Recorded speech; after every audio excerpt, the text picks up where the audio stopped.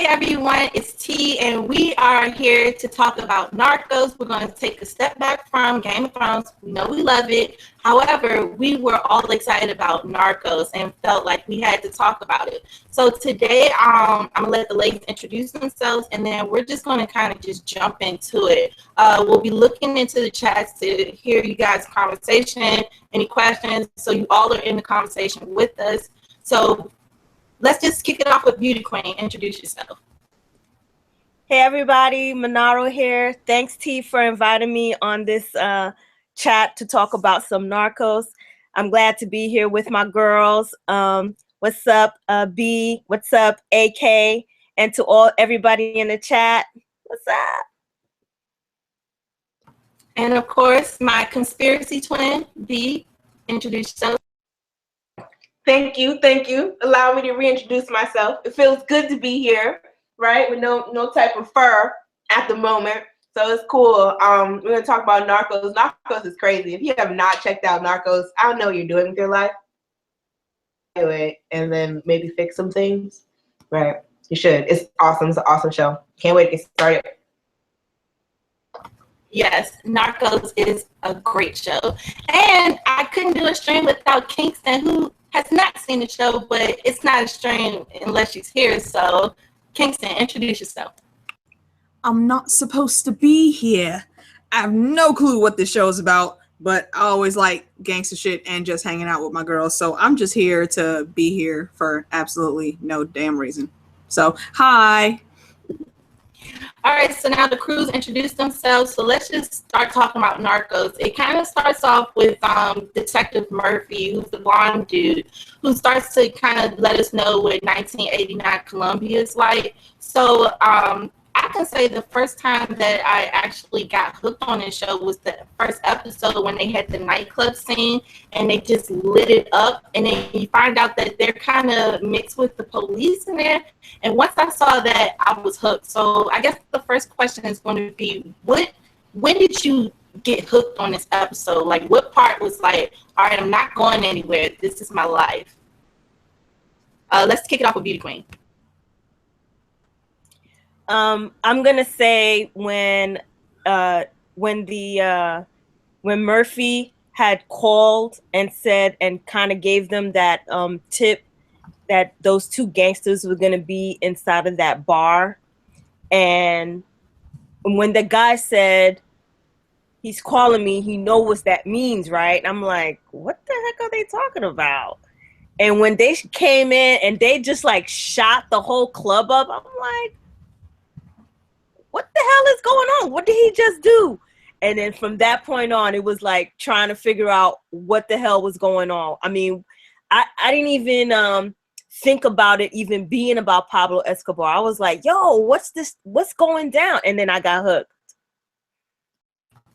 All right, B, what about you? What was the scene that was like, all right, 2 days, Netflix just has my life? Netflix had me, man. When he was driving across the damn bridge and he was just like, yeah, so you, how's your mama doing? Was she sick? She was sick, right? And you, your wife, right? Your baby mama, she fine. I don't know why she would you, dog. I'm going to send some gifts over to the house. That's right. I know where your house is. I know what your wife looks like. I know your mama was in the hospital. I know you by your first names. Then it was just like, okay, well, I don't really need to see anything more here. I'm done. I'm just gonna, I guess this will just be what I'm doing now. Like, that was enough. I was like, what? From then on, I just want you guys to know, Pablo Escobar, like, I never really paid attention. And of course, this is more romanticized than anything else, but this has changed my life. I'm a different person now.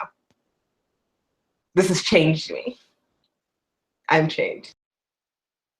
Oh, girl, that scene where you were talking about where he just calmly says, like the police guy acts like he's going to check him, and then he just slowly shows, like, you think those are your men, but I know that dude, like, everyone's on my payroll. But the North is here, so I really want her to introduce herself real quick, and then just let us know, what part got you hooked on the show?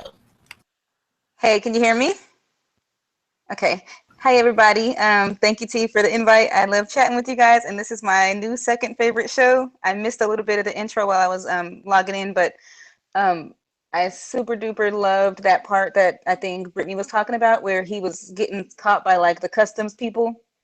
And I can't remember the very first piece because I feel like it picked up really quickly.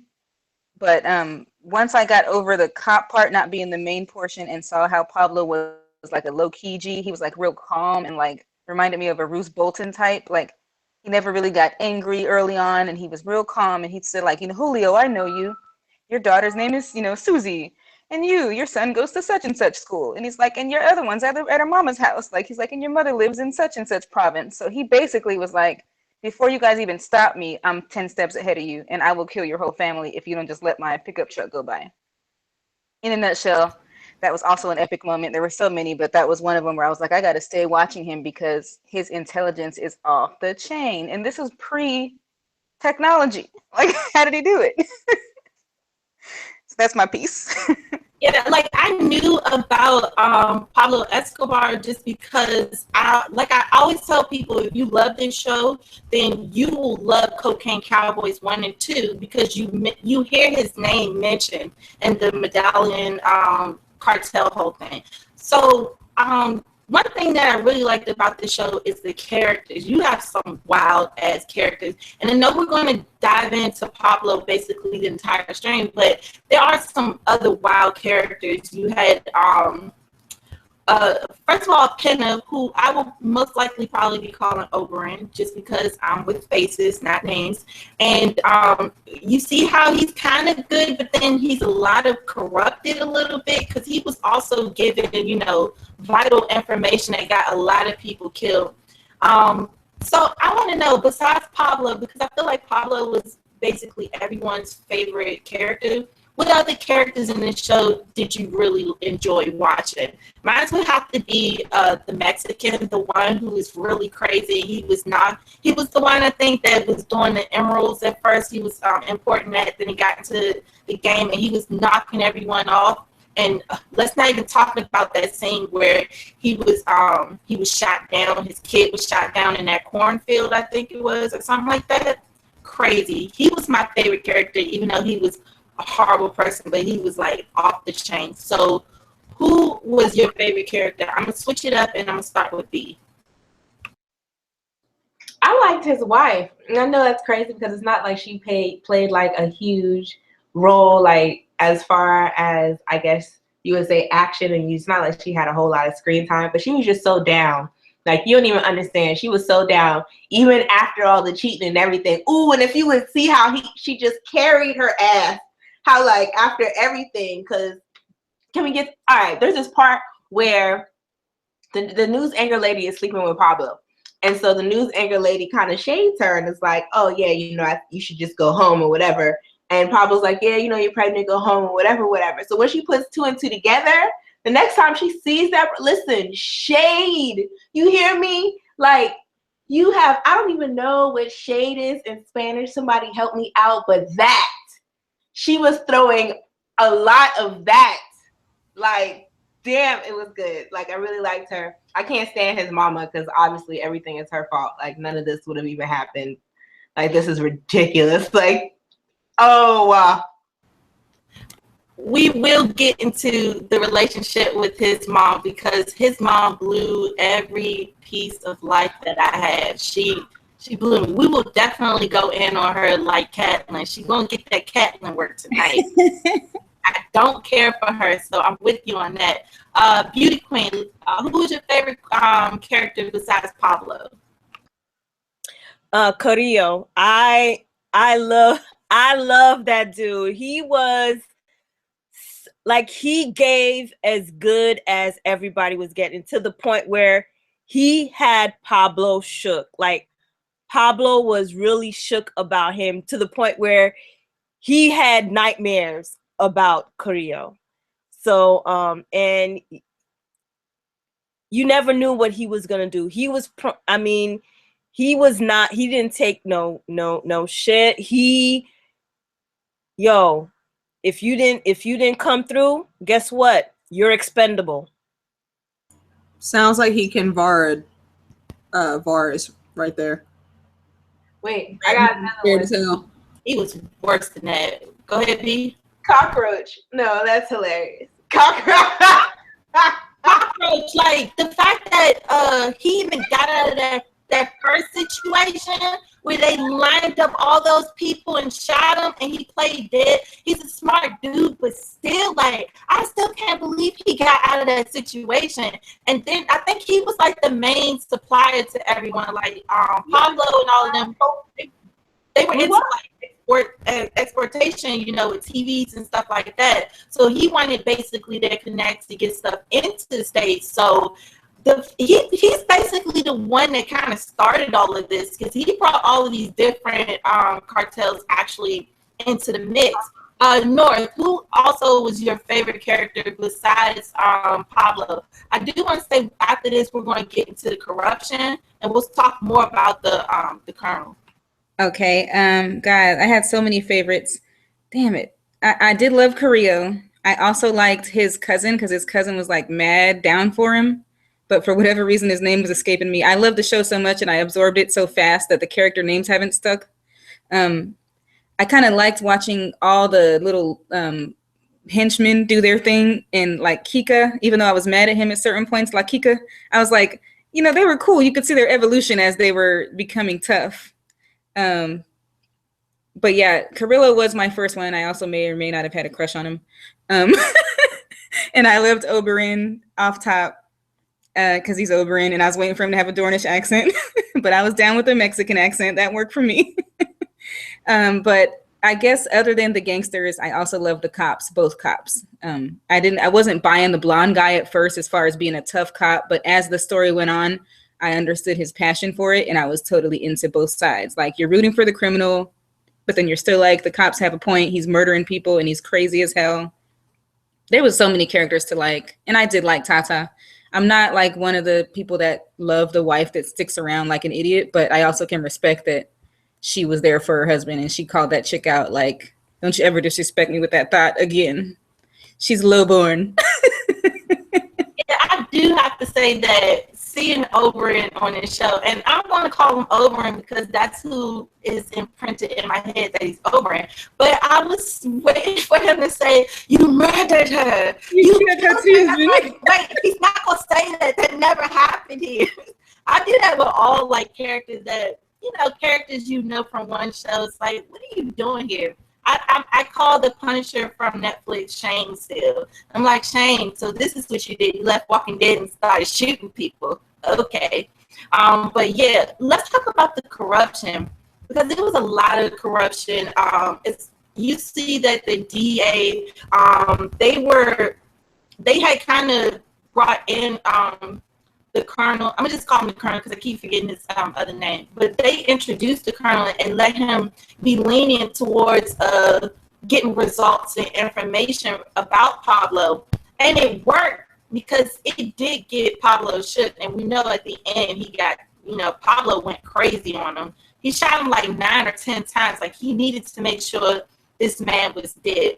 But I want to talk about Oberyn actually, because he was like, I saw him as a good cop, but then he was like always borderline doing stuff that I think he went too far. So I guess my next question is, do you think he went too far at times? And I'm going to go with B because you look confused.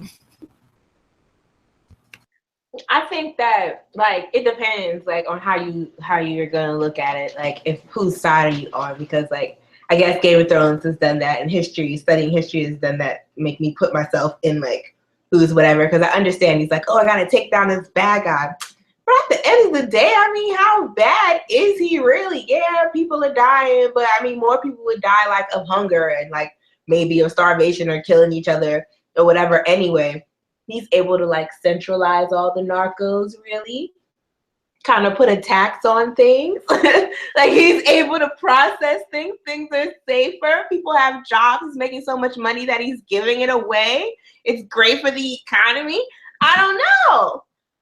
Maybe he's not such a bad guy. But then, this dude's over here and he's like, oh, I'm a cop in America. So, yes, there are his reasons.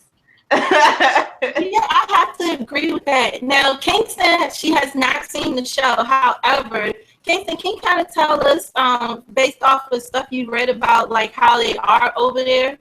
Because you kind of talking about that before we were off screen, and you're actually making points that we see actually in the show. Yeah, it was basically just when you're a powerful drug lord in any of those countries, you have the potential to get very far, not just by getting rich and having like the huge mansion and your own personal army, but politically. If you are actually supporting the people, you know, aka the small folk, then you can get in pretty good with them. And if you're giving money freely to the main government, you have a shot of getting into that government and basically getting to the top. I mean, Pablo, he was almost president of his country. So just goes to show, if you got money, you got power in a lot of different places. I mean, like Wyclef a while back was trying to be president of Haiti, and he was only able to run because he's been in the community. That's his homeland, and he's rich. So it's just it seems to be things that go hand in hand almost. Yeah, for sure. So, Beauty Queen, let's talk about. Do you think that that Penna Oberon kind of went too far, or was he kind of like with the rest of the officers? He went far, but maybe not far enough. Because when you compare him to the colonel, he didn't really go that far. Because this dude was pushing people out of helicopters. This dude was shooting kids who were basically just a radio. They were just human radios, and I thought that was messed up. This guy was like just torturing people. Like, he was going to the extreme. However, because I feel like Penna Oberon, he seemed like such a cool dude, and he was doing the right thing. But then it was like, why are you giving them so much information? Like, what is, like, I know you were giving them information so you could get information, but as we see in season 2 and now possibly season 3, that's really going to bite him in the ass. So my question is, did he go too far? I think towards the end he may have gone too far. I think when he originally started, he did what he needed to do to gain intel, right? The whole point was gaining intel, and and how do you gain intel? You go to the streets. For him, he was banging prostitutes, because a lot of those prostitutes were also banging a lot of the men that worked for Pablo. So that's how he got most of his intel. Plus, he knew a lot of the people in the community. So he was able to gain a lot of intel. I think as time went on, and Pablo seemed to be always one step ahead, always seemed to be gaining ground, always seemed to be winning, it becomes now an obsession that you want to take him down. And I think the obsession of wanting to take him down took him into a path where he started to go overboard, where he made an alliance with a rival of Pablo. And then it got real gritty. But before that, it was the white cop. It was Murphy who was the one that was doing it, right? He was the one that was like always overstepping the line between legal or illegal. You know what I mean? Because for him, it was by any means necessary. He was gonna bring Pablo down. And I was about to say Oberon. Pena was kind of like the guy's like, yo, chill. We're going to do it, but let's do it this way, blah, blah, blah, blah, blah. Kind of showing him the ropes. But again, like I said, I think the obsession of wanting to take Pablo down kind of started to take over, and their roles almost kind of reversed towards the end. I don't know if I'm making sense, but their roles kind of reversed. Yeah, they definitely balanced each other because they both were doing some really shiesty stuff.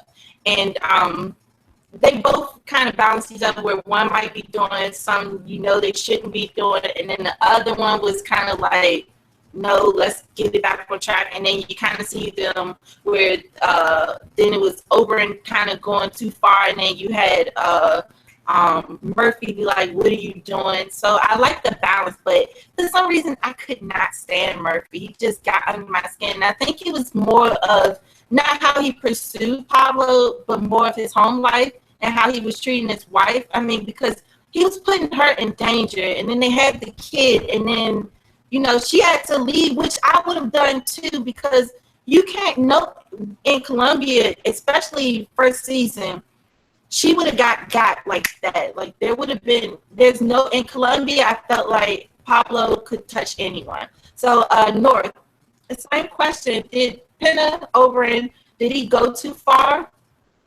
I don't think he did. I really loved watching him have his ear to the streets and like be out there in the world. And I was like, oh snap. Like when I see a show that's like sex, drugs, violence, it's all a combination of like great things. Like there had to be an aspect for one where somebody was getting something that wasn't Pablo. And he was also, like she said, having intel from the hookers. He found out about that big event that girl was going to because he was sleeping with her. So I think that everything was a means to an end.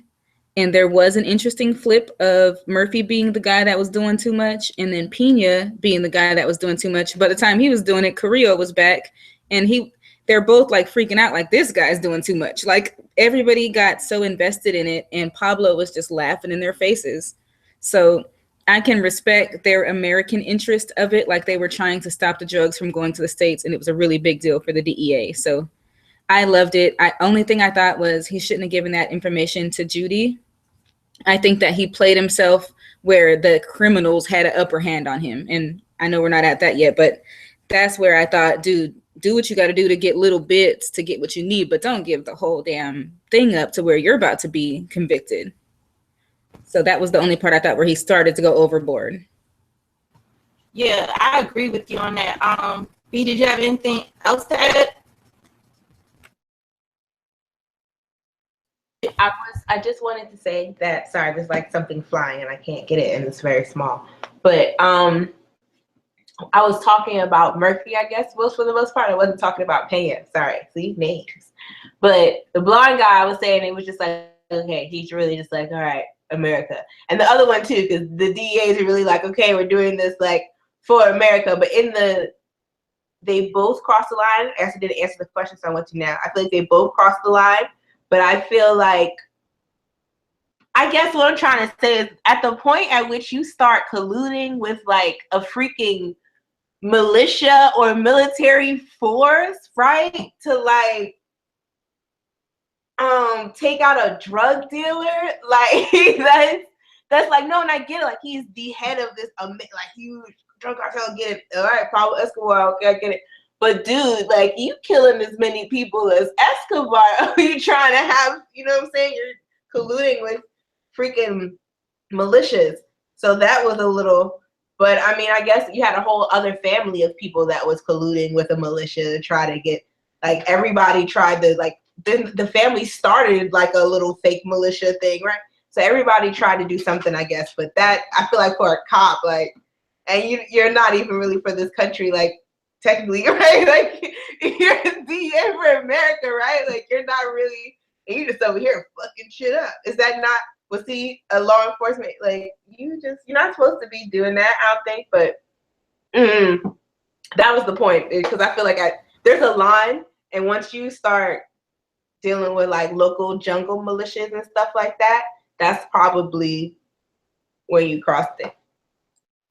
Yeah, but I do feel as though that if they didn't cross those lines, they wouldn't have gotten nowhere. In fact, I think it's crazy that Pablo was almost their president. And it's scary because it seems like the same situation might be happening in America. We got somebody that might be president. It's like, oh my God. But so I think, yes, he was basically Trump in Colombia. But I guess my next question, I guess I really want to talk, since we're already talking about corruption, is that how do you think the corruption with the police actually affected Pablo? Because he was paying off politicians, and it was actually getting him, rise to actually become the president. However, towards the end, it was more of his attitude, I think, that really got the best of him. The fact that he was so hot-headed and tempered. Because at one part, we might as well just start talking about Pablo, because I feel like that's the juicy part, and everything else kind of follows into Pablo. But with Pablo, I felt like she had a point when she was saying like he could have been Nelson Mandela, where you did see that he did have like love for his community, and he was giving money away like it was nothing. But then on the other side, when things weren't going his way, he was quick to like just let it rain on this community. It didn't matter who died, like bodies were just being dropped everywhere. So you know what, the question I guess I want to start off is, what would have happened if Pablo became president there? Do you think like he would have tried to kill all of the officers who were trying to pursue him? Like, what do you think would have happened if he would have became president? Killed overnight. Sorry, Laura. Go ahead. Oh no, that wasn't me. You're good. I think he would have had them killed overnight. Like, you see how Pablo had them run up on the Capitol to destroy evidence?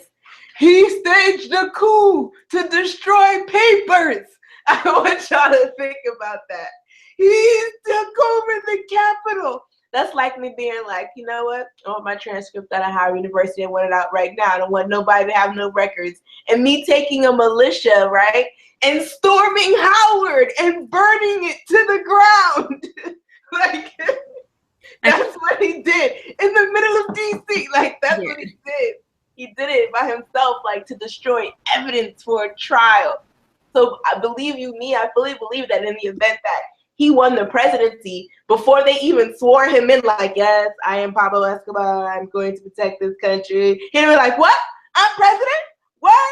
They would have had some whatever, like, it would have been a big meeting, him, Blackie, everybody would have been together, like, this is what we gonna do, huddle, break, and it would have been a wrap. Like, everyone would have got it, and it would have been like it would have been a simultaneous just culling. Like, I fully, yeah, if you have not seen it, you got to see it. Like, the way he is, how surgical he is, and how he does things back. Like, if you watch us for Game of Thrones, you think that Cersei blowing up the Sept in King's Landing is something?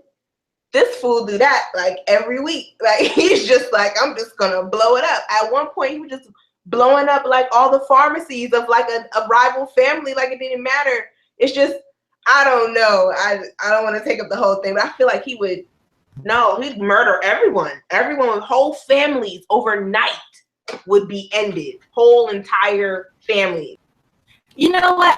It's just because you brought up Cersei. I can just picture Pablo being the king of Westeros, and like he just has wildfire everywhere. He's just bombing everyone. I can actually see that happening. But North, let us know if Pablo were to become president, what do you think would have happened? Okay, I'm totally with Brittany. I got mad hype off remembering him blowing up the Capitol. It's like, what the hell? That is some most people, gang bangers of like organized gangs in this country wouldn't even bomb their local police station. Like, you just have a line you're not going to cross. And that dude blew up the Capitol. And I was like, that's genius. He was kind of like a mad genius. So part of me thinks he would have continued to do violent things to get what he wanted based off of what he did prior to presidency. But there's these little bits about how he was a good Samaritan, quote unquote, and he gave back to his community. But he also was cold and I think desensitized to human life. So that would have made him a horrible president. He also didn't like when he didn't get his way. And for some reason, it makes me think of Sweet Robin with Liza's nipple in his mouth. Like, I feel like that was, I know we're not there yet, but that's why I hate his mom. I'm like, you're the reason why psychos grow up like this, because they just want, if they don't get it, then they're just blowing shit up. They're burning the mall. Like, so I think president for him would have been horrible because he's not political. That show, by the way, had me speaking like Spanglish from the show, like Politico. like I just got that out of my vocabulary.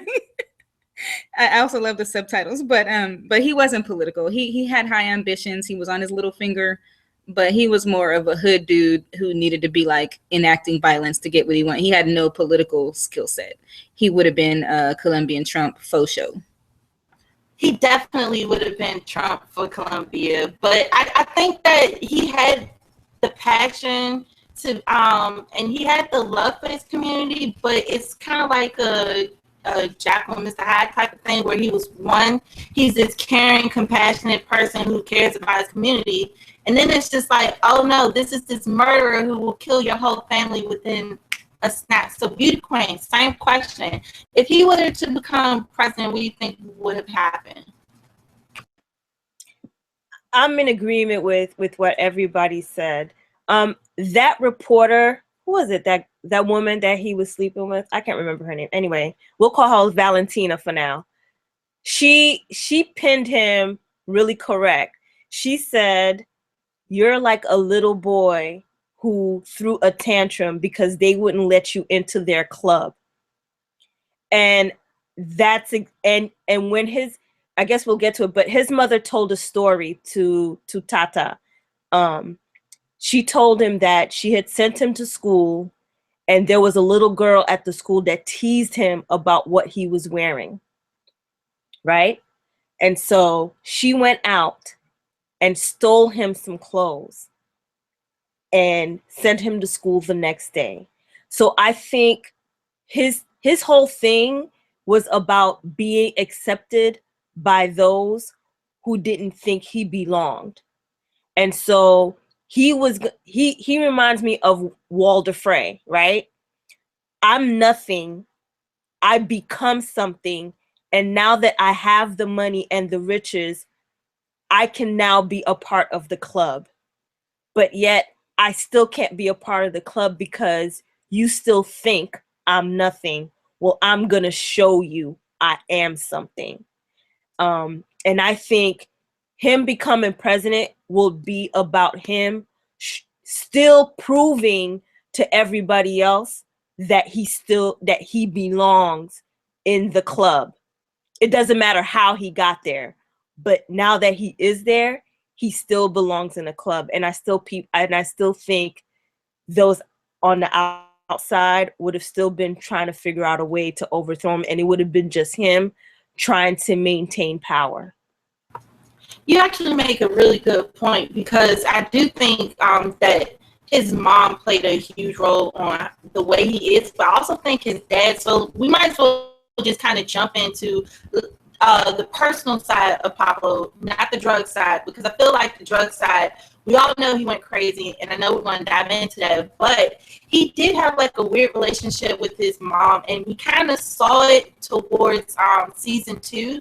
Like, the reason why they kind of got caught was because she just had to leave out. And Tata was like, what are you doing? Like, she's like, I need to worry about my kids, and you out here running because you're so used to just having your own way. He actually kind of shows signs of being just like his mom, where the rules they don't apply to her. They apply to you guys, but not to her. Like, she's untouchable. And I feel like Pablo, the way he moved, he felt like he was untouchable, but he started really feeling that towards season 2. So I'm actually kicking back to you, because I know you really want to talk about his mom. What type of impact do you think his mom and his dad had on him? Because his father basically was like, I don't want nothing to do with you. And North, I have sympathized with Pablo, especially because, you know, his father was just like, I don't want anything to do with you. And I understand, but it's just like, that's your dad. And he's like, no, like, I see the man that you're trying to be. And it just was like, he was like, I don't want to be any part of that. Like, almost in a sense, like, he didn't raise him to be that way. So what impact do you think his parents had on him? I definitely think his mom's presence had an impact in that. I think from that moment, from the story that I said before, she kind of started to instill in him that if you want something, you take it. You don't wait for somebody to give it to you. You don't have to earn it, in a sense. where his father was an honest man, right? He worked. He got his hands dirty. He earned his keep. His father earned his keep. And I think that's probably a source of what you call it, friction between the mother and the father, which probably led to the father leaving. But I think his mother, because when we first see his mom, right, his mom is sewing a pocket in the jacket for when the lion was going to take the cocaine, was going to travel with the cocaine to go into Florida. And when he says mom, I was like, your mom is doing this? I was like, that doesn't seem right. That doesn't seem right to me. So to me, it means that she encouraged him to do whatever was necessary, even if it meant he was doing what was considered illegal, or it was violent, as long as the end of the day you get what you want, because that's what matters. You get what you want. You're happy, and that is all that matters. And I think and I think that kind of was a weird dynamic where his mother loved him regardless of it, but at the same time, she I guess in a weird way, she instilled the value of family, which is why I guess no matter what dirt he was doing, he didn't put that above his love for his wife or his kids. You know what I mean? Even if he was doing a lot of dirt on the side, like he wouldn't even allow Valentina to disrespect Tata, even though he was screwing with her on the side. Like the minute she tried to say something like come out of her mouth about his wife, he almost choked her and told her, don't you ever disrespect Tata. So I guess in a weird way, his mother kind of, I guess, instilled that in him. But I don't know, it just seemed his mother's influence was weird. So I guess you could say it's kind of like the dynamic of Lysa and Sweet Robin. It was kind of like a very weird mother-son relationship. Maybe she was breastfeeding him until he was like 12. I don't know. It just seemed weird. But his father definitely was like, yeah, I'm out, yo. He's still running, drinking milk out your breast. I gotta go. See, first of all, I'm so glad you joined because you're bringing so much stuff that I actually forgot. But also, I just love the fact that even though I say we're going to take a step back from Game of Thrones, we still reference Game of Thrones. So I'm digging this. North, same question. What influence or do you think that, like, his parents influenced him, and was it a good thing or a bad way? Because, like I said, I see actually, like Beauty Queen said, his mom mostly kind of instilled him, family values and loyalty. But at the same time, you can see that her entitlement also rubbed off on him as well, because he blows up if he does not get his way. And his mom was kind of like, you don't tell me what to do, like, you know who I am. So the question is, just talk about the relationship between the parents, and do you think like it influenced him in a really good way or bad way? Because even though he had bad traits, that's what got him to the top. I mean, yeah, but still. Yeah, I totally agree with Beauty. I'm sorry, Umanero. I'm getting multiple names in my head as I'm excited about this.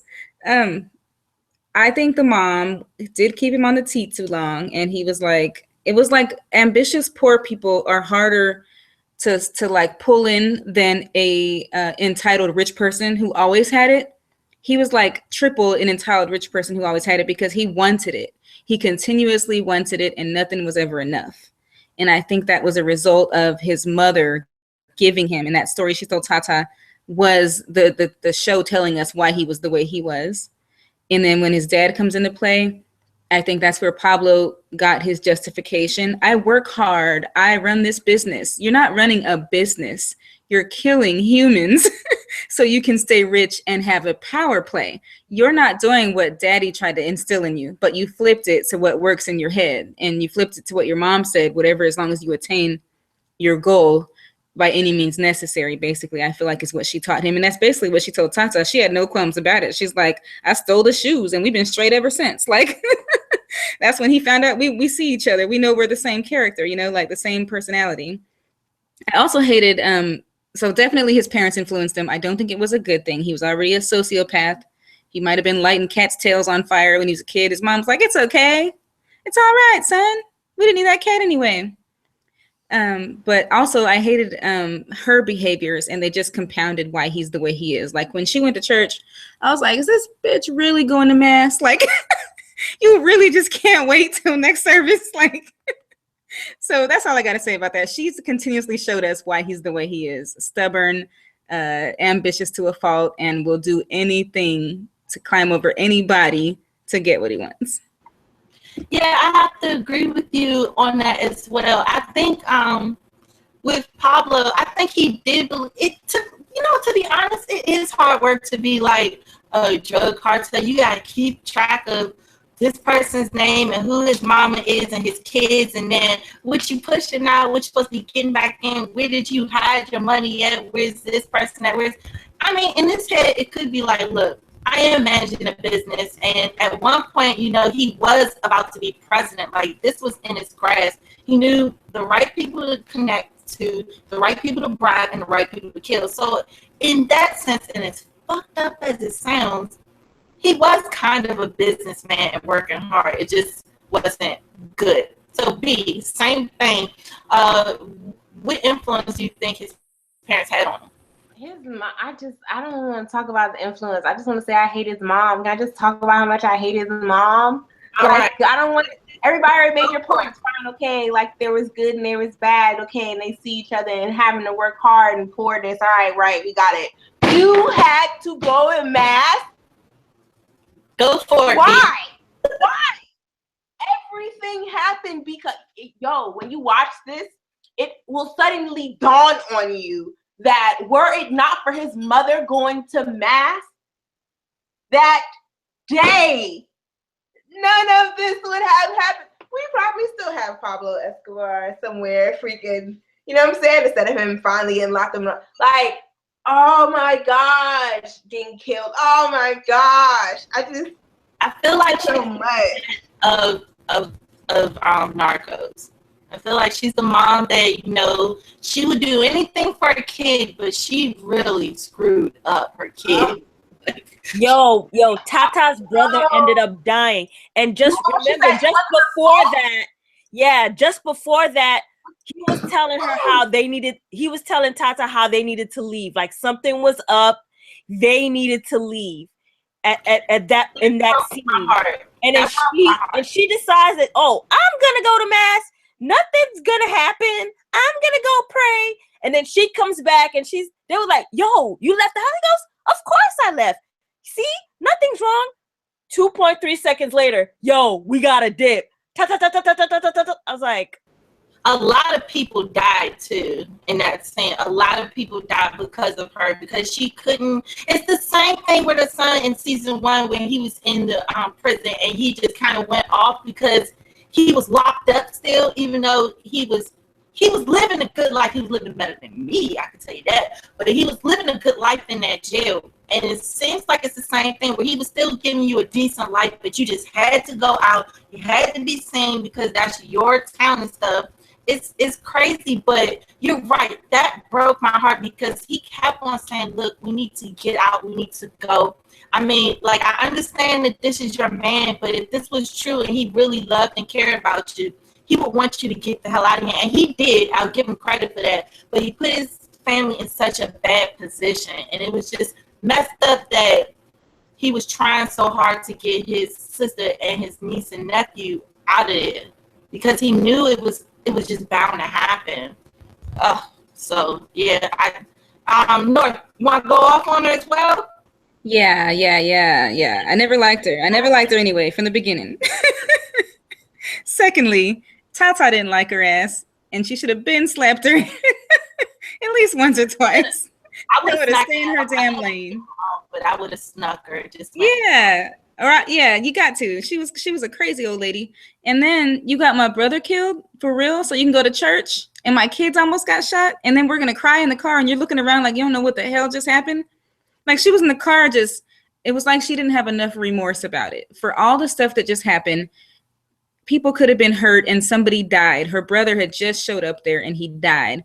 And the mom was just looking like, I just don't feel like she was regretful enough. But I think that was part of her personality. She just still was kind of like, oh, it's terrible. Nor she literally was like, this is not my fault. Did she say it? I feel like she said it. She did, didn't she? She was like, Jesus. Yes. I'm sorry, I'm trying to mute myself. Yeah, she was like, this is not my fault. I did not do this. Tell her, Pablo. Tell her this is It was my fault. all her fault. She was such a bitch. Like it was all her fault. She was like Catelyn 2017. Like she was on some other shit, or should I say Catelyn 1970, but but she was on some other stuff, and that was like I'm gonna do what I want to do regardless of the consequences move, or I'm untouchable, or Pablo's untouchable. It was all the same mindset. Catelyn did admit that it was her fault, even though it was inside of her brain. She did admit that everything that happened was her fault. But I would liken her "it's not my fault" attitude to Cersei, because she deflected, saying that if anything wrong happened, it was somebody else's fault. But her attitude was kind of like a Catelyn in the sense that, she was just like, it's my kid. Everything is for my kid, and my kids are untouchable, and my kid does no wrong. My children are like, you know what I mean, are above everybody else's kids. And then I could say it was the Tully girls. It was kind of like the Tully girls. It was like a Catelyn Lysa situation going on with the moms. Yeah, agreed. I was so yelling at the TV. I was like, she ain't going to church. She ain't gonna do it. She put her little headscarf on. That's not a damn disguise. Come on. And she didn't have remorse for her losing her brother. And I think she didn't blink. She just was just like, all right, what's next? What spot we about to jump to? And I thought it was crazy because, like, Tata was feeling that. Like, that broke her, and she was still feeling. Because, like, you just see your brother get shot up. Really, it was just messed up how he went down. And then you don't even get to stay with him, or he doesn't get a proper burial because you got to run there. You have to leave your brother. And I know she probably felt a certain way. I think we all, because we all have brothers and sisters on this panel, so I couldn't see myself just leaving them like that. I mean, I probably would have got shot. I'm not gonna lie, I'd probably be stupid, but I mean, just to see your sibling go down like that, and then it's like your husband, mom is just shaking like, oh, like you lucky I don't just swing like the second Pablo leave. I'm going at you. But I got to shout out to Timo because she called her Catelyn Escobar, and apparently Timo's going to shank her. So I thought that was funny. But fuck Catelyn. Yeah, and Kingston's still here, y'all. So let's move on to the drugs, the crazy stuff with Pablo, because Pablo was crazy. He was bombing people. They had like the M19, I believe, where he hung all those people. He was just killing people, and he was making a lot of enemies. And it started to catch up to him in season 2. Well, he got in season 2. Spoilers. So let's just talk about the craziness, because I feel like, what was the craziest moment? Let's go there. What was the craziest moment in this show for you? I want to say it was the helicopter scene, just because I wasn't expecting that. It was just like, whoa, like I was expecting bombings. I was expecting a lot of shooting and all of that. But when it was like unexpected, or when it was like law enforcement kind of, I was like, wait, you're not supposed to be doing that. And I was like, the dude was handcuffed and you just pushed him out the helicopter, and you could see over, and it was like looking like, what the fuck? And then I like the fact, this is probably more season 2, where Murphy and Penna was like not trying to be around this dude because they knew he took things way too far. So what was like the biggest, like, oh, what the fuck is going on when you were watching this show? I'm gonna start with North. I gotta be honest. I'm gonna only say it was big because it was before I saw anything else. But the first season, the first episode where that club got shot up, and I realized that was a cop narrating the scene, that was when I realized it was going to be interesting. Like, I realized crooked shit was going on. I was like, why is the cop saying that we're going to think he's a good guy later and we'll understand why he's doing this? So to see that little hooker chick go strutting in the club, and then they had it was really good filming where you could see the whole storefront, the club front through the glass windows, and it just got shot up. That's when they had me. I was like, you had me at hello. Yeah, that was just crazy. I was like, oh, because you saw the girl, like she had her ponytail and she was like, and I was like, okay. Then it was like, blah, blah, and I was like, wait. Not everyone in the club was like, you weren't aiming for them. And then the fact that they were police or affiliated with the police, and you just shooting everyone. Like, I could understand if you just went pop, pop, pop to the people you knew. You ain't care. It's like, as long as we got them, and that's what he did. Alan in the chat room, shout out, he said that the colonel, when he shot the kid, and we were talking about that earlier, the kid was just like basically radio. Pablo would have the kids on the walkie-talkie saying, like, police are here, and that's how they kind of escaped the police. And I just thought it was so messed up that the kid was being a smartass, but that does not mean that you just shot him in the head and just. I was so conflicted with that, T, because I thought he's out there being a radio dude. He's still. It's kind of like, I know I'm doing a comparison, but when Rob killed the guy that said he just watched those two little kids get killed, he was like, kill him last, because he just stood there and stood watch. So to me, although this boy wasn't, I figure he was 17, and in my head, I literally said he's almost a man grown. But he's not, in the real world, he was a kid. But Carrillo at that point was on some other shit, and I loved every second, and I couldn't even be mad at him about that. He was like, you try to shoot my wife, you try to shoot me, I'm taken out. I'm trying to stop these other kids from being in the streets. If I got to kill a 17-year-old knucklehead, I'm going to prove a point. And he sent that little kid back with a bullet to his detriment, but he tried it. Yeah, I think I felt more bad for that kid, because you see how he was basically recruiting kids. Like, that's all they were supposed to do, is just say, is this block clear? Cool. Like, he wasn't out shooting anyone, or at least they didn't show that. He wasn't out here selling drugs. He was just saying, he was just getting a job, and it's a poor country. So I just felt bad that, he wasn't really doing nothing but looking up to this guy who at this time was almost kind of like he was about to be president. Everyone loved him in the community. So you see how influential he was. Yes, nice word. He was influential with all of these people in Colombia. So I felt like they were all going towards him. And then for you to get popped like that, that's just crazy. So Beauty Queen, craziest moment for you? Yeah, the moment where he shot that kid in the head was like, yo, this is real. Like, when he pushed them guys out the helicopter, I was okay with that. I was like, yo, you make your bed, you lie. You live by the sword, you die by the sword. You know how it goes. Because if Kirill didn't kill you, more than likely Pablo probably might have killed you, because he wouldn't know if you wouldn't have given up any information, because he was paranoid anyway. So either way, your life became forfeit the minute that you got arrested. So him shooting that kid in the head made it real for me. But I'm gonna make another comparison with Game of Thrones, so hold tight. Remember when Jaime told Lothar Frey that you can't make a threat and not follow through with it? Because if you make a threat and you don't follow through with it, guess what? People are never going to believe you. And I think that was the stance that Carrillo had to take. If he was gonna be taken seriously, he had to do what most other people wouldn't do in order to make it, in order to get his point across, right? That's what made Pablo paranoid of Carrillo, right? Until, sadly, I had to take a moment of silence on I had to take a moment of silence on that one. But anyways, my boy Carrillo.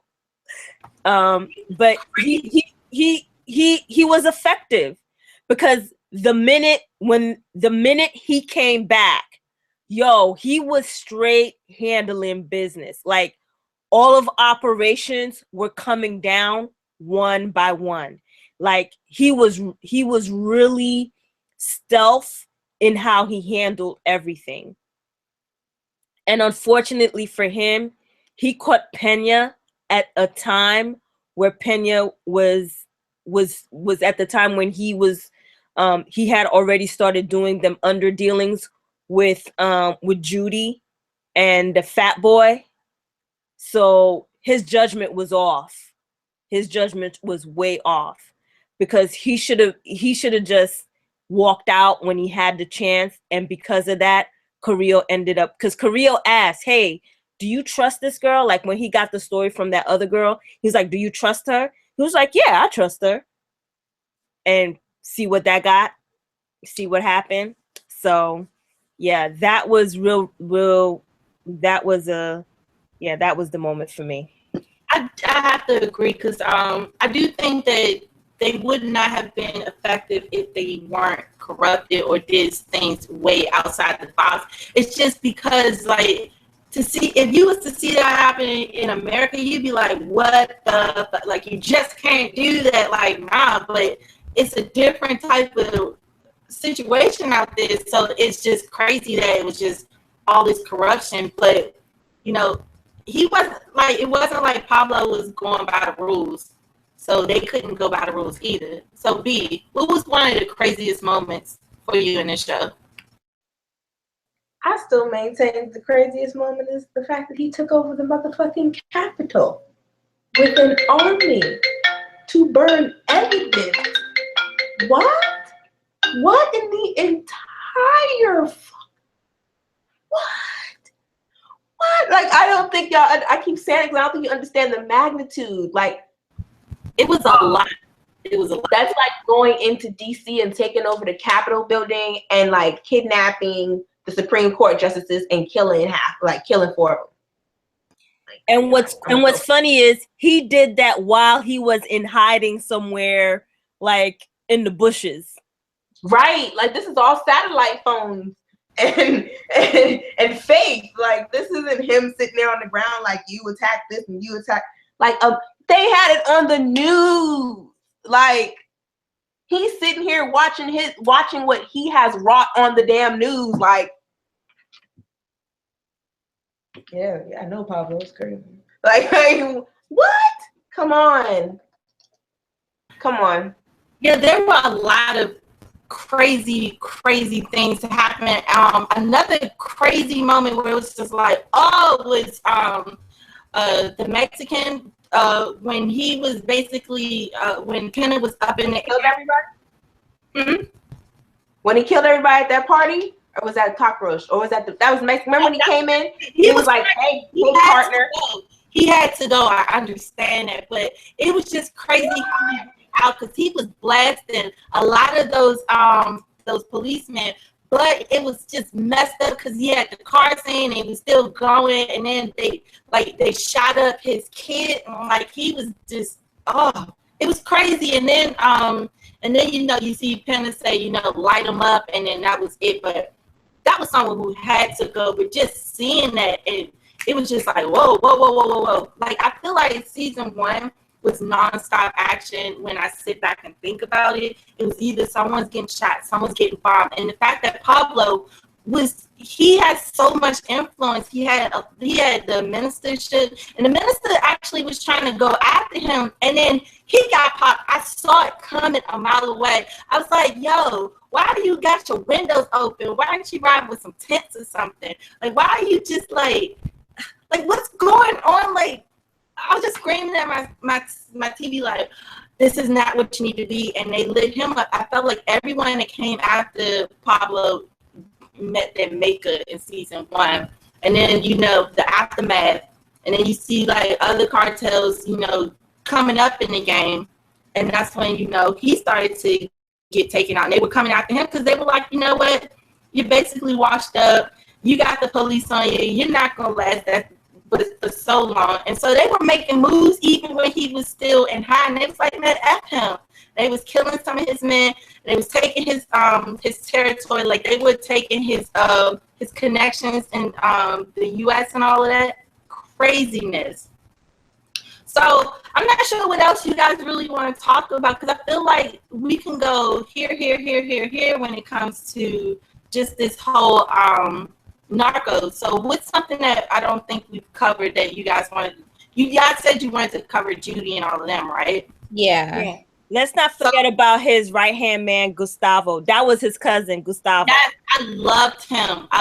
Because he was straight up with him. And I felt like he was the only one who could be straight up with him, because Pablo had such a temper. And you saw, what's his name? Blackie was trying to tell him, like, hey, what's going on? And I felt bad for Blackie at the end, because he felt bad for Pablo, and he kind of lied to him and was like, oh, yeah, I see your wife. They're having fun. You know, they're just playing and stuff. Like, he knew that Pablo needed that. And I felt bad because they took him after that. LaQuintas, forgive me, I'm horrible at Spanish. Who? That dude. La Kika. Curly Bush. I'm gonna call him Curly Bush. I was glad. I was like, he's got to go, because he was just sneaky. And let's just talk about them. So you got ladies, go for it, and then we can also. I'm not sure if we're going to get into all of them, because we have Judy, the other big dude. We have what else happened?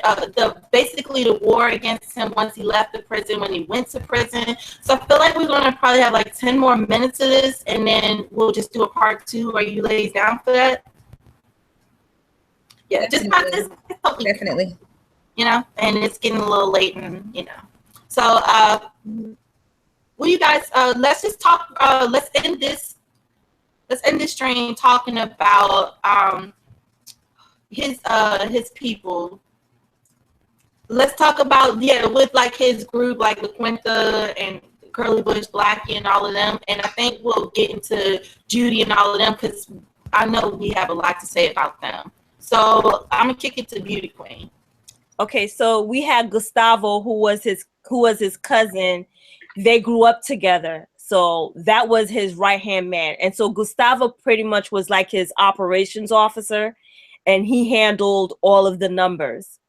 And so, but the only bad thing about Gustavo is he got himself involved with the sister, was it the Medellin? You know, the one with the pretty hair, the pretty dude that liked to swim and look cute. And it was the sister of the other guys, though. But the Medellin was the pretty dude. I forgot, it was 2 twin or brothers that she was. They were the other. His name was Ochoa. The Ochoa. They was in Boca something. Ochoa brothers, yeah. Yeah. So, Ochoa, the skinny. They were part of the Cali cartel. Yeah. Right. So I think that was his downfall. But Gustavo was Pablo's right hand man, and you're right. He was the only one that was probably able to be honest with Pablo, and not like fear any real repercussions from it. And the one thing that Gustavo always tried to do with Pablo was try to tell him, look, we're bandits. You're trying to be something that you're not. When Pablo first said that he wanted to go into politics, but because he wanted to be the president, he was like, okay, yeah, that's cool. But we're bandits, yo. We this is what we do. You know, don't think about that. You know what I mean? Don't worry about belonging to that club. You know, this is what we do. Let's just stick to business. Every time Pablo tried to go outside of what they were, of who they were, Gustavo was always the one to try to kind of remind him who they are and how they should be, and you know, try to set those boundaries for him, you know, and sort of. But Pablo was always trying to push the limits, because, you know, that's what mad geniuses do, right? They push limits to see how far they can go, and they kind of somewhat see the things that we can't see.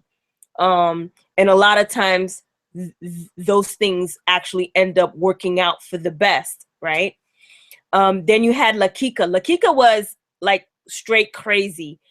Lakika was like that guy in your crew that if you needed to get like some dirty work done, he was your dude, and he didn't give a damn about like shooting or killing or none of that. And then you had Blackie. You know what I mean? Blackie was another one of those. Like, he was a very loyal. But you know what? I'm like, I know he was the Negro of the crew, but did they really have to call him Blackie?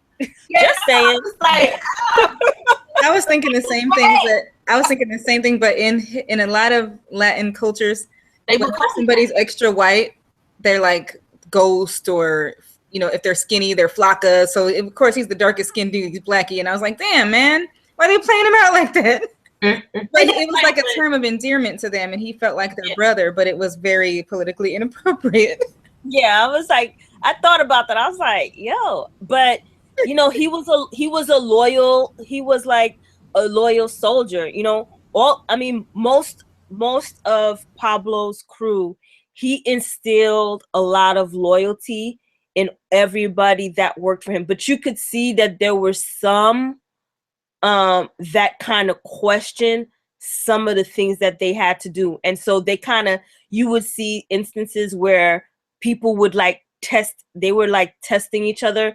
Like when the scene where they had to go and kill the mother, and the guy was hesitating about shooting the mom, and the other guy was like, yo, just kill her, yo. He was like, all right, do we have to kill her? And then when he shot the mom, they looked at the kid, right? And he was getting ready to actually shoot the baby. And if it wasn't for Murphy or all of them coming around, I think that dude would have really shot that little kid, who ended up being Olivia and being, their adopted daughter, and, all good things and all that. But that was their loyalty was always tested. And what was funny is when Lakika brought who was that guy at the end, Limon, or I can't remember what his name is. Limon. Yeah, Limon. He brought that guy in the end, and you remember he had the conversation, yo, if you gotta do what you gotta do in the end. But in the end, it ended up being Limon who ended up being his real ride or die, and Lakika ratted out, and you know what I mean, he ratted out when he saw that it was getting real and that him dying was about to be a real possibility. Yeah. Do you have anything to add? Why didn't they at least call the guy El Negro or something Spanish sounding? That was too much like, right? That's just rude. I think it's actually the same thing in Spanish, but because negro is the color black, like if you're talking about a crayon, like literally. Yeah, I mean, it wasn't right. It wasn't right. They were wrong no matter how you slice it. But Blackie was like, he felt like a part of the team. He was a G. He was, though, and you could tell that Pablo loved him. So He did. I loved their camaraderie. They'll call Blackie, but not because especially towards season 2, you really see that they were really close and that he cared about him. That he knew he should have he knew that in season 2, at that moment when he was standing outside the hotel, that he only had a little bit of amount of time, and that he didn't see it, and that his friend really needed to know that his family was okay. So he was just lying, and that's how he got caught.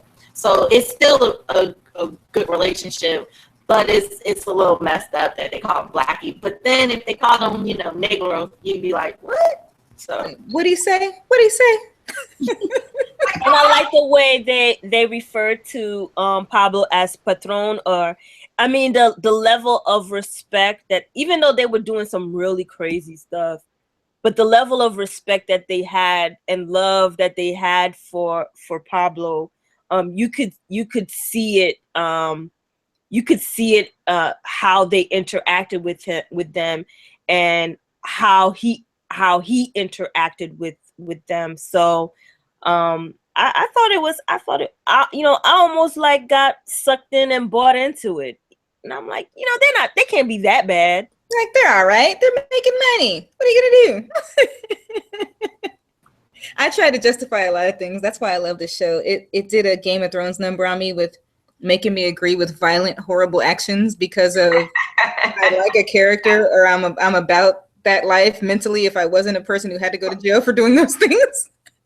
But like when Carrillo came in, I know we're wrapping it up, but one part I loved was and was confused about was when they beat up Gustavo, because I'm like, nah, Gustavo's a G. He's holding him down. He's not going to snitch. And then they beat the shit out of him. But I understood they were family members of people they hurt. So you're like, yeah, get him. But then you're like, no, it's Gustavo. He's a bandito. Like, it's so confusing and so well written because nothing is all the way black and white. There's always this gray area. Yeah, one thing, I know this is like totally off to the left, but one thing that kind of threw me off a little bit was when Pablo would start like getting really into his like speech and he started talking. I was like, he sounds like Cal Drogo. And I could not take myself out of that situation. He was like, and I was like, that's Cal Drogo. Like, oh, so he died, reincarnated himself and became Pablo Escobar. Makes total sense to me. But we're going to wrap it up because we'll just do a part 2. There's too much to talk about. And I was crazy to think I could kind of do this in one take. But this was fun. So I want my ladies to basically send you off with their goodbyes. I'm going to link all of their channels in the description box below. So you should definitely check them out. And we will have a part 2. So let's start off with the North Remembers. All right, T-Baby, thank you for having me. I love talking to you guys about everything that we're obsessed with, and Narcos is the next best thing while we're waiting for the show to come back and the book to come out. So I will be glad to come back for part 2. Thank you to everybody chatting with us about it. This show is so crazy that we can't even think of all the crazy stuff we went through while we were watching it. So if you haven't seen it, check it out. And thank you again, T-Baby, and love you guys. Thanks. It's always fun when my girls are around. And yeah. Also, if you guys are into other TV shows, because like I'm kind of a TV junkie as well, let me know down in the comment section, and we'll like talk about other stuff. Like we're into Once Upon a Time. I'm into Walking Dead movies. You name it. I'm kind of into a lot of things. So let us know. We don't always have to do Game of Thrones, but we will still stick with Game of Thrones. Yes, Shameless is my stuff. I'm not really into Power. I know, shame, but I'll still, make fun of you guys. Like, no, I'm just kidding. All right, so Beauty Queen, take us away. Thanks again, T, for doing this stream. It was so much fun for us to talk about this show. This show was really live, and I want to thank everybody in the chat for coming out and hanging out with us while we talked about it. Look, what we're doing on the stream is what we do every single day. Like we have like 5, 6, 7, 8 different conversations going on at once. So thank you for allowing us to kind of do what it is that we do on a normal basis. It was really fun hanging out with my girls again on the stream. And I hope everybody has a blessed night. Yes, we always have fun. We're always talking about theories. We're always down that rabbit hole. No one sees sunlight, especially this next person. Lady D, say your I'm so far down in the rabbit holes, guys. I'm just walking around. Grundle and Gorn are down here with me. I'm just like all up in the tunnel sometimes, for real. Like I say things that just don't make any sense. Yeah, like fray fries, like just ridiculous things that I say that come out of my face because we're having theory discussions or whatever. So I appreciate every one of these ladies on this chat, and I really appreciate a chance to come out here and talk to you guys about Narcos. Let us know really what other shows you want to talk about. I really wanted us to talk about Underground. I know T-Baby, you're working on that. A few of us are working on catching up on Underground before the next season comes out. If you haven't checked out Underground, check it out. It's a really smart take on an ignored piece of history. Like, and these people aren't waiting around to get beaten and raped and whatever else. Like, their whole thing is we getting out. Like, we out and we out right now. Like, and I feel like that's a message that everybody needs. Like, we out and we out right now. So, thanks so much for having me, T-Baby. Conspiracy twinning. conspiracy twinning, and catch us on our next stream. I don't know when we're gonna do our next stream, but it should be soon. Yeah, I think the next stream all of us will be on most likely will be a continuation of the Great Northern Conspiracy. A lot will go down in that chat, so definitely check it out. And even though Kingston has not seen the show, I couldn't start my first stream without her. So Kingston, let everyone know where they can find you. Yes, indeed. What's good, everybody in the chat? Thank you for coming to hang with us. Thanks, T, for having me on. Love hanging with my sisters all the time. You could find me lurking around their channels on panels all the time, and also on the Walking Bread channel. If you dig the Walking Dead comments, we've been doing those for a while, so go to the Walking Bread, check those boys out, and we will see you in the next stream. Yeah, so once again, thank you for joining us. This was fun. You guys basically popped my stream cherry, so that was fun. It took like 4 chicks on at once.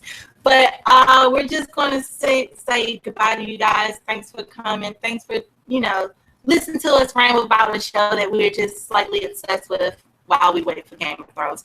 But we'll still be talking about Game of Thrones. That will never go away. But I also want to talk about other stuff because I'm into a lot of stuff. Weird stuff, cool stuff, anything you can name us. So until the next time, bye everyone.